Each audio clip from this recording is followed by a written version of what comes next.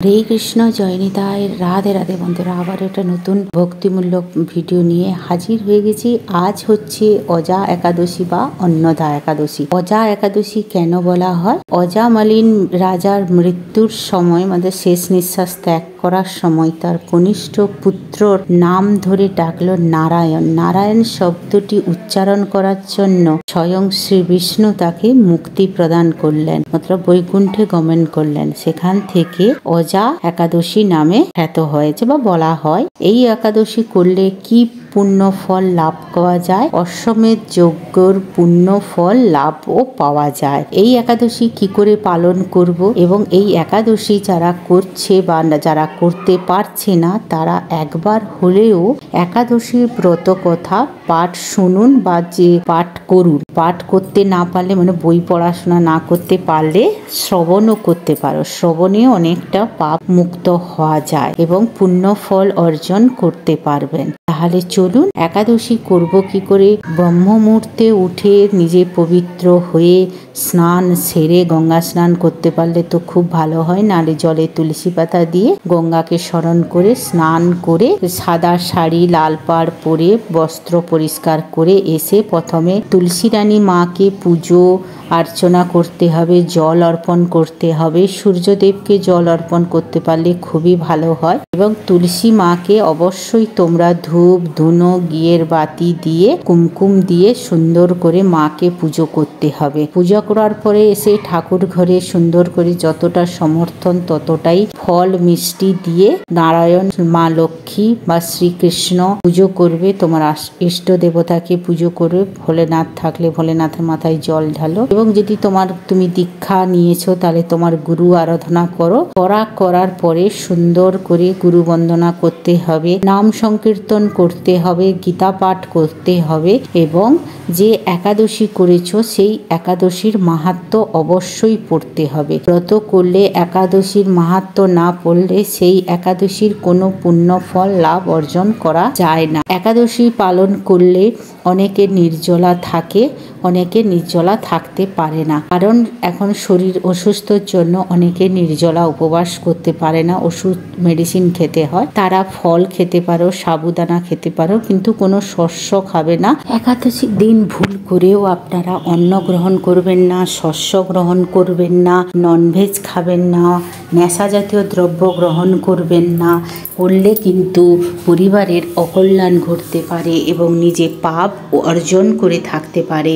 এই দিন সবাই যারা একাদশী করছেন না তারা নিরামিষ খাবার খাবেন, আর যারা তো একাদশী করছে আগের দিন তাদের নিরামিষ খেতে হয় এবং একাদশীর দিন তারা অনেকে ফলাহার করে, অনেকে সাবুদানা খায়। ফলাহারের মধ্যে সব ফল আবার খেতে পারবেন না। কলা খেতে পারেন, আম খেতে পারেন, তরমুজ খেতে পারেন। তরমুজ আবার অনেকেই বারণ করে, লাল বলে তরমুজ বারণ করে। তো সাবুদানা খেতে পারো, মিষ্টি আলু খেতে পারো, বাদাম খেতে পারো, ঘি দিয়ে খাবেন, সূর্যমুখী তেল খাবেন এবং বাদাম তেল দিয়েও খেতে পারে এবং ভক্তি ভরে পূজা পাঠ করুন এবং ভক্তি ভরে নাম সংকীর্তন করুন। তাহলে চলুন, আজকের আপনাদের অজা একাদশীর মাহাত্ম্য পাঠ করে শোনাচ্ছি। অজা একাদশী কৃষ্ণ একাদশী। মহারাজ যুধিষ্ঠির ওর কৃষ্ণকে জিজ্ঞেসে করছে, প্রভু এই একাদশী করলে কি ফল লাভ পাওয়া যায়, আমাকে একটু বুঝিয়ে বলুন। তখন মহারাজ যুধিষ্ঠির আনন্দে অভৃত হইয়া পরবর্তী একাদশী ব্রত মহিমা শুনিবার প্রবল আগ্রহ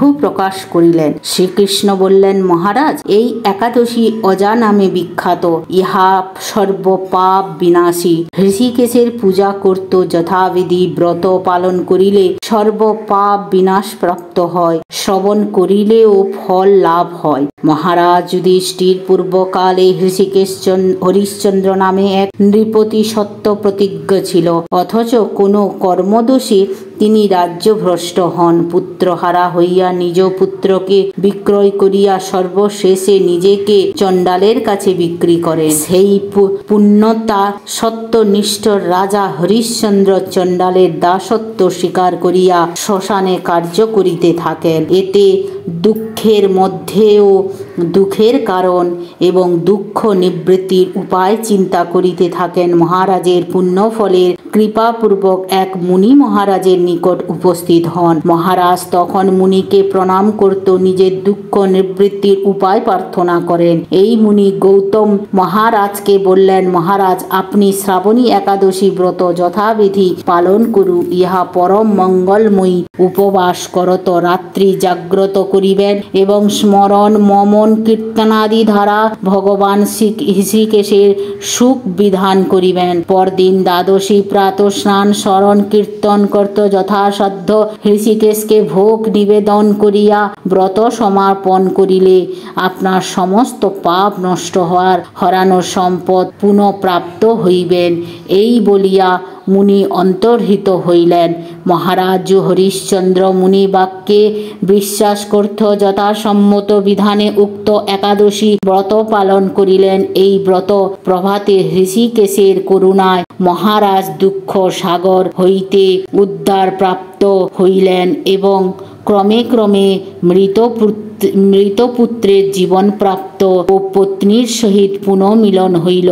পরে হারানো রাজ্য ফিরে পাইয়াছিলেন, তখন আকাশে দেবদূতিভি বাজিয়া উঠিল, পুষ্পবৃষ্টি হইল, অকণ্ঠক রাজ্য প্রাপ্ত হইল। মহারাজ, আপনার এই কলিযুগের মানুষের পক্ষে এই একাদশী ব্রত সকল প্রায়শ্চিতের শ্রেষ্ঠ ব্রত। সেইখান থেকে এই অজা একাদশী বা অন্নদা একাদশী পালন করতে সবাই ইচ্ছা করলো। এই একাদশী পালন করলে পাপ মুক্ত হওয়া যায় এবং স্বর্গ বৈকুণ্ঠ শ্রীহরির চরণবৃন্দে ঠাঁই পাওয়া যায়। প্রেম সে বলো রাধে রাধে। হরে কৃষ্ণ কৃষ্ণ কৃষ্ণ হরে হরে, হরে রাম রাম রাম হরে হরে। হরি বিনা এই সংসারে মুক্তির কোনো পথ নেই। সবাই আসুন একাদশী পালন করুন। যারা একাদশী করতে পারছে না তারা অবশ্যই শ্রবণ করুন। শ্রবণ করলেও অনেকটা পাপ মুক্তিকর হওয়া যায়। এই একাদশীতে তোমরা ভুল করেও কেউ অন্ন গ্রহণ করবেন না, যারা মতলব একাদশী করছে। আর যারা একাদশী করতে পারছেন না কোনো শারীরিক কারণে, পরিস্থিতির কারণে, তারা ওই দিন শাকাহারি খাবে, কোনো মাংসাহারি খাবে না, কোনো নেশা করবে না, অযথা কারুর সাথে ঝগড়া বিবাদে যোগ হবেন না। নিষ্ঠা ভক্তি সহকারে নিজেকে পবিত্র মনে রাখবেন। শরীর যত পবিত্র থাকবে মন তত উৎফুল্লিত হবে, মন তত শুদ্ধ হবে। শুদ্ধ সাচারে নাম সংকীর্তন করুন, গীতা পাঠ করুন, শ্রবণ করুন, পূজা পাঠ করুন, ধ্যান দিন, বৈষ্ণব সেবা করুন এবং প্রাতঃদিন সারাদিন উপবাস করার পরের দিন দ্বাদশীতে সকালে ব্রহ্মমুহূর্তে উঠে পূজা পাঠ করে নাম সংকীর্তন করার পরে যতটা সক্ষম ব্রাহ্মণ বৈষ্ণব গরিব দুস্থ মানুষকে সাহায্য করে তারপরে 9:33 মিনিটের মধ্যে আপনাকে ব্রত ভাঙতে হবে। তখন তুমি রুটি খেতে পারো, ভাত খেতে পারো, ছোলা ছাতুর শরবত খেতে পারো, বিস্কিট চা যেটা খুশি তুমি খেতে পারো। কিন্তু সেদিনও তোমাদেরকে কিন্তু নিরামিষ খেতে হবে। একাদশীর আগের দিনও নিরামিষ খেতে হয়, একাদশীর দিন তো টোটালি নিরামিষ। পরের দিনও তোমাকে দ্বাদশীতে কিন্তু নিরামিষ খেতে হয়, না হলে কিন্তু এই একাদশীর পূর্ণ ফল লাভ করা যায় না। এবং ভুল করেও আপনারা একাদশীর দিন কেউ চুল দাড়ি নখ কাটবেন না। এতে কিন্তু সংসারের অকল্যাণ নেমে আসতে পারে।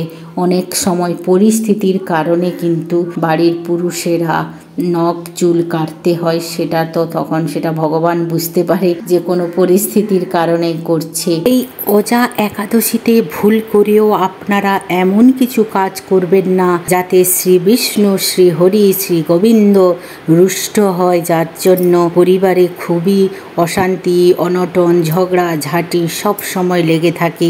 এমন কিছু কাজ করবেন না। ভগবান বিষ্ণুকে রুষ্ট করলে কিছুই ফল পাবেন না। এই একাদশীতে আসুন নিজেকে পবিত্রভাবে নাম সংকীর্তন করি এবং যারা করতে পারছে না তারা শ্রবণ করুন। আজকের হলেও একবার হলেও এই একাদশীর মাহাত্ম্য নিত্য পাঠ একবার হলেও শ্রবণ করুন, এতে অনেকটা পুণ্য ফল লাভ অর্জন করতে পারবেন। আজকের আমার এই অজা একাদশী ব্রত পাঠ করা, পুজো এবং তুলসী রানী মাকে পুজো করা কেমন লাগলো কমেন্ট করে অবশ্যই জানাবে। কমেন্টে অবশ্যই হরে কৃষ্ণ রাধে রাধে লিখে যাবে। কারা কারা একাদশী পালন করছে সেটাও কমেন্ট করে যাবে। ভালো লাগলেও সবাই ভালো থাকো, সুস্থ থাকো। গোবিন্দের ইচ্ছায় সবাই ভালো থাকুন, সুস্থ থাকুন, পৃথিবীতে পাপ মুক্ত হোক। তাহলে আজকের বিদায় নিলাম। প্রেম সে বলো রাধে রাধে। হরে কৃষ্ণ কৃষ্ণ কৃষ্ণ হরে হরে, হরে রাম রাম রাম হরে হরে, রাধে রাধে রাধে রাধে। গোবিন্দ, আমি কি কোনোদিন ভাইরাল হব না? তোমরা সবাই আমাকে ভাইরাল করো।